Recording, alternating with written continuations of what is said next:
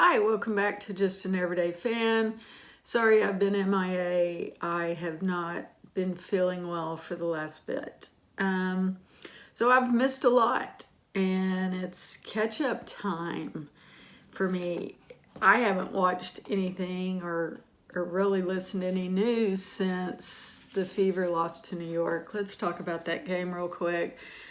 So the Fever posted a loss in the fourth quarter to New York, as we all know. I mean, when the Fever came out, I expected them before the game. I totally expected a blowout because Jones was back and we were without Caitlin Clark, plain and simple. But they played well. They played well, I thought, first, second, and third quarters. We were even leading by 7 points. But then in the fourth quarter, it all went downhill. And New York just ran over them. They got their legs under them, and there was no stopping them. So evidently, Sophie Cunningham was fined for a comment she made, I believe on TikToks, about the refs being slow. Put a pin in that one. Tonight, the Fever take on the Las Vegas Aces. Currently, they are sitting in the 7th overall spot for the standings with Washington 8. So now we have, it's after the All-Stars. It's after that midpoint in the season. Now things are going to begin to heat up. But we do have Minnesota that's sitting in the 1st overall spot. Now, they have a 5-game winning streak over everybody else. So Minnesota is currently 21-4. The next one below that, the closest team to that is New York with a 16-6 record. So that's a 5-game win span that New York has to catch up to. We all know that in order to get into the playoffs, all you need is those top 8 spots. You have to fall in the top 8 spots when the season is over and you're in the playoff. So you're going to see a lot of teams try to jockey around. Now, we already know New York has made some moves, some big moves, while Indiana Fever has done nothing. I don't know why they're not doing anything. And I've racked my brain on this. So all the other teams let kind of the dead wood go, if you will. They were making cap space room. They were letting players go. They were acquiring players. And Indiana did nothing. They only have an 11-person bench right now. They're down 1 player, and then Caitlin's injured. That's 2 players. And then you have Turner, who really does nothing but sit on the bench. So keep Caitlin, fill that other spot, and get rid of Turner. That kind of would have been what I would have done. Now, I'm new to all this, and certainly I'm not a basketball coach or front office or an owner, but it's very, very difficult to watch Indiana just do nothing, especially when their top player in Caitlin Clark is out. Now we have this division on the team. Guys, I turned on my YouTube and just started scrolling, and it was terrible. Kelsey Mitchell's family member put out, I guess, something on Twitter about Caitlin's not really needed. The only thing they need is Mitchell. So we're going to have this division now. And I warned you about this like a month ago in my video. You're going to have everyone coming against Caitlin Clark on the team. So McDonald wants her job. Now we have Mitchell, who wants to be the star. Is it not enough for Mitchell to just take her super max salary. I mean, after all, she's making $249,000 a year. She's capped out. To Caitlin Clark's, what, 78, 85, something. And Kelsey Mitchell was kind of a non-starter, in my opinion. She was good, but she didn't get great until Caitlin Clark came on board and she was point guard, feeding her the ball, making those connections. And I can say the same about Aaliyah. Aaliyah's a great player. But when Caitlin Clark is not in the game, Aaliyah gets a lot less baskets. They're not feeding the ball to her. You have Howard going up for her own points. You have McDonald going up for her own points. And now you have Mitchell taking all the shots. So when Caitlin's in, she has huge number of assists to her teammates. That's not how it is right now. That is absolutely not how it is. And that's how Stephanie White wanted it to be. Caitlin, pass the ball. Caitlin, don't take the shot. Caitlin, let's be a team player. So Caitlin had to sacrifice her game for everyone else. And you can look back at the scores and you can look back at the stats of every player and you can see that she did just that. Now, what else is going on? So Washington currently is holding that 8th spot in the standings. And that spot, 1 through 8, is going to be really important as we move through the season toward the end of the season. Now, I didn't see it because, like I said, I've been under the weather.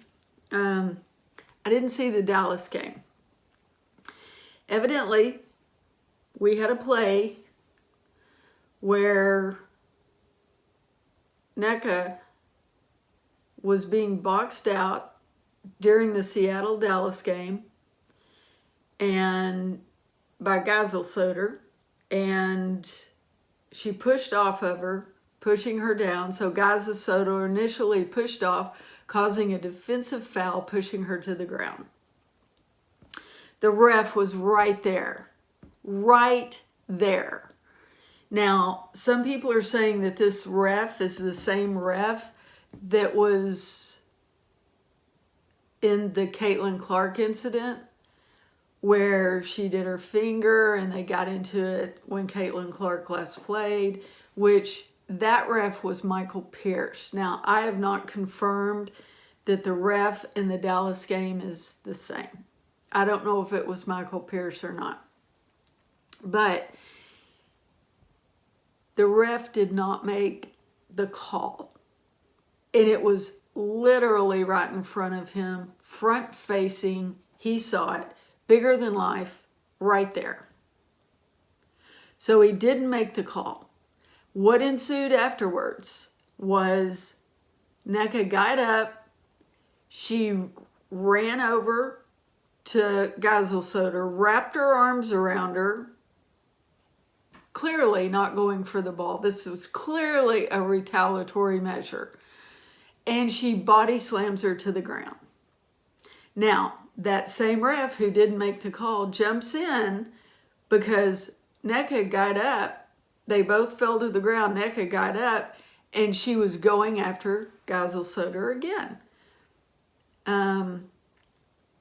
Some explicatives, some sign language was going on.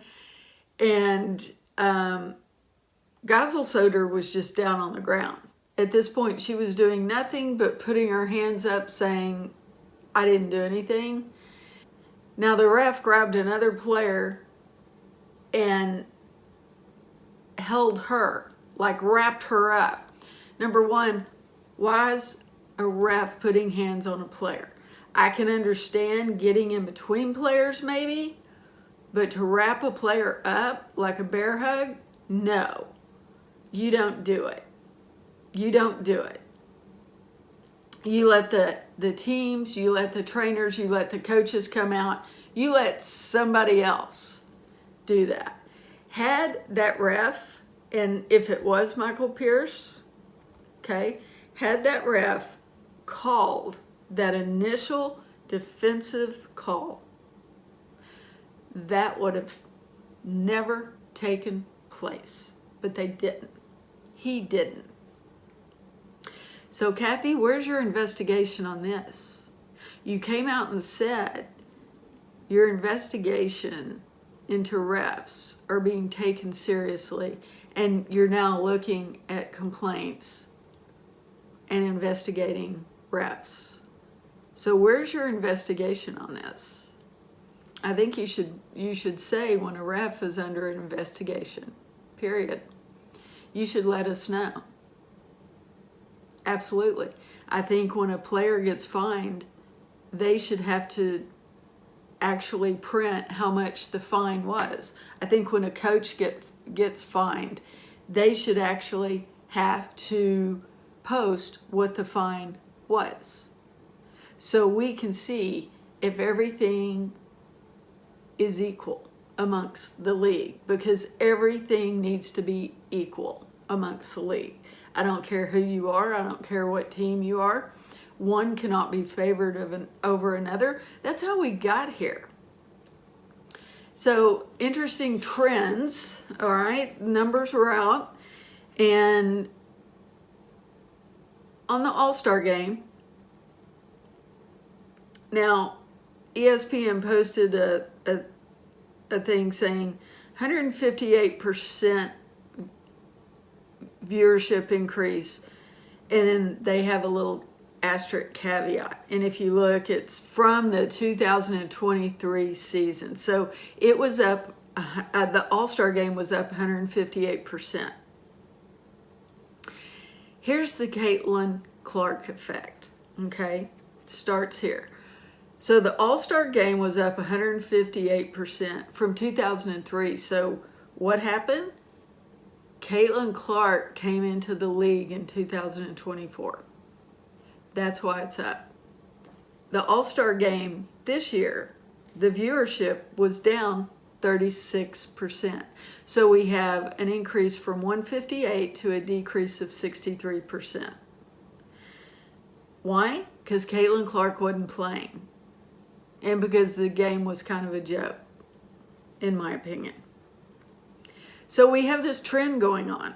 When Caitlin Clark is involved, when she's active, when she's in the game, people come. They come to see her. They come to watch. When she's not in the game, when she's injured, when she's taken out, when she's not participating, crickets.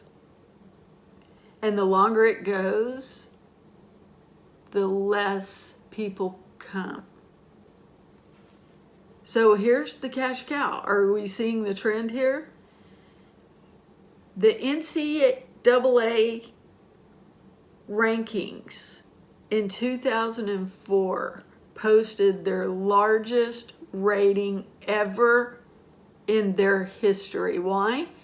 That's when Caitlin Clark was being drafted. 2025 TV ratings are down 50% for the WNBA, for the games, when Caitlin Clark is injured. 50%.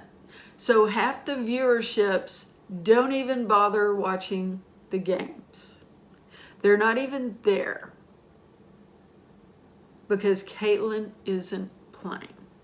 Merch sales, okay? This is a huge one.